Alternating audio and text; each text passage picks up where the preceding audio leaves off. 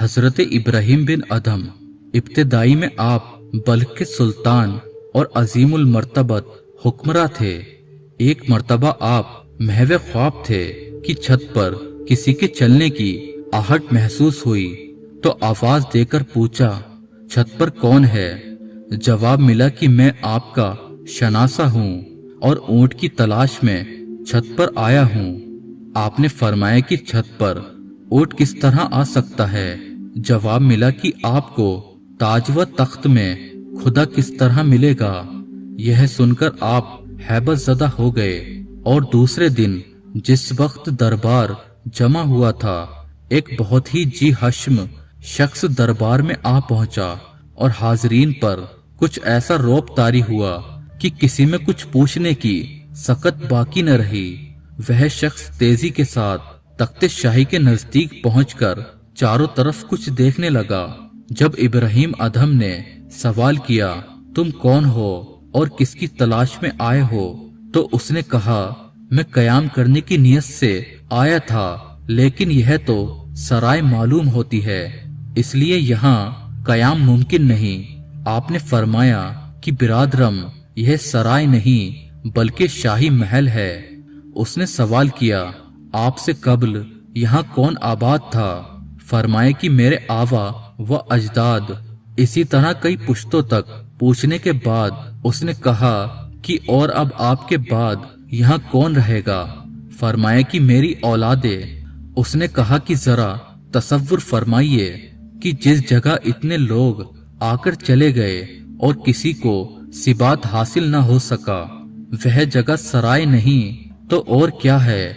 یہ کہہ کر وہ اچانک غائب ہو گیا اور ابراہیم ادھم کیونکہ رات ہی کے واقعے سے بہت مضطرب تھے، اس لیے اس واقعہ نے اور بھی بے چین کر دیا۔ آپ اس کی جستجو میں نکل کھڑے ہوئے۔ ایک جگہ جب ملاقات کے بعد آپ نے ان کا نام دریافت کیا تو انہوں نے فرمایا کہ مجھے خضر کہتے ہیں۔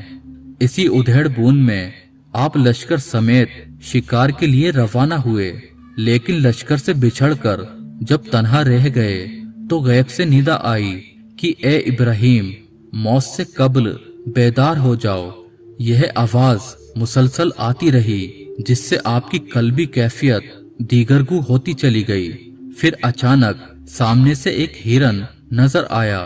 جب آپ نے اس کا شکار کرنا چاہا تو وہ بول پڑا کہ اگر آپ میرا شکار کریں گے تو آپ خود شکار ہو جائیں گے۔ کیا آپ کی تخلیق کا یہی مقصد ہے کہ آپ سیر و شکار کرتے پھریں؟ پھر آپ کی سواری کے زین سے بھی یہی صدا آنے لگی۔ آپ گھبرا کر اس طرح متوجہ اللہ ہوئے کہ قلب نور باطنی سے منور ہو گیا۔ اس کے بعد آپ تخت و تاج کو خیر بات کہہ کر صحرا و صحرا گریہ و زاری کرتے ہوئے نیشا پور کے قرب و جوار میں پہنچ کر ایک تاریخ و بھیانک غار میں مکمل 9 سال تک عبادت میں مصروف رہے۔ ہر جمعہ کو لکڑیاں جمع کر کے فروخت کر دیتے، جو کچھ ملتا آدھا راہ مولا میں دے دیتے اور باقی مادہ رقم سے روٹی خرید کر نماز جمعہ ادا کرتے اور پھر ہفتہ بھر کے لیے غار میں چلے جاتے۔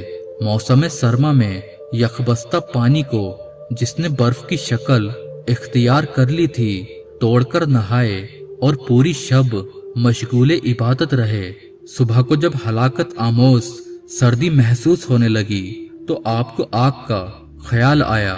ابھی اسی خیال میں تھے کہ ایسا محسوس ہوا کہ جیسے کسی نے پشت پر گرم پوستین ڈال دی ہو، جس کی وجہ سے پرسکون نیند آ گئی۔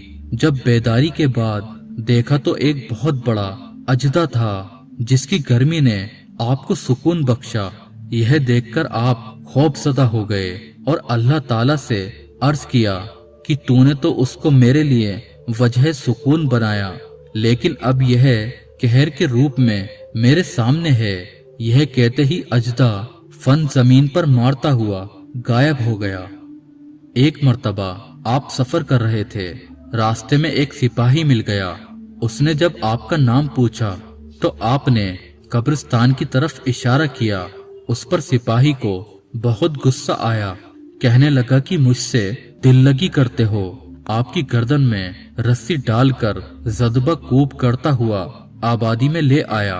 और जब अहले करिया ने सिपाही से कहा कि तुमने यह क्या सितम किया, यह तो हजरत इब्राहिम बिन अदम है। यह सुनकर जब उसने माफी तलब की तो आपने फरमाया कि तूने जुल्म करके मुझे जन्नत का मुस्तहिक बना दिया, इसलिए मैं तुझे दुआ देता हूँ कि तू भी जन्नत में जाए।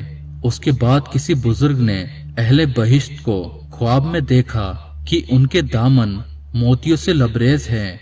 जब उन बुजुर्ग ने सवाल किया तो बताया गया कि एक नवाकिफ ने हजरत इब्राहिम बिन अदम का सर फोड़ दिया था। हमें यह हुक्म मिला है कि जब वह दाखिले बहिश्त हो तो उन पर मोती निछावर किए जाएं। एक मर्तबा एक मजसूब किस्म का शख्स गंदा हुलिया और चेहरा गुबार आलूदा आपके सामने आ गया तो आपने अपने हाथों से उसका मुंह धोया और फरमाया कि जो मुंह जिक्र इलाही का मजहर हुआ उसको परगंदा न होना चाहिए।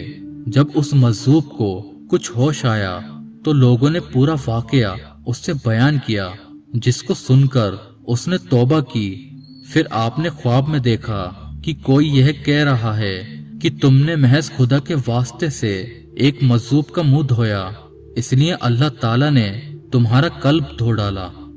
साहिले दजला पर आप अपनी गुदड़ी सी रहे थे कि किसी ने आकर कहा कि हुकूमत छोड़कर तुमने क्या हासिल किया।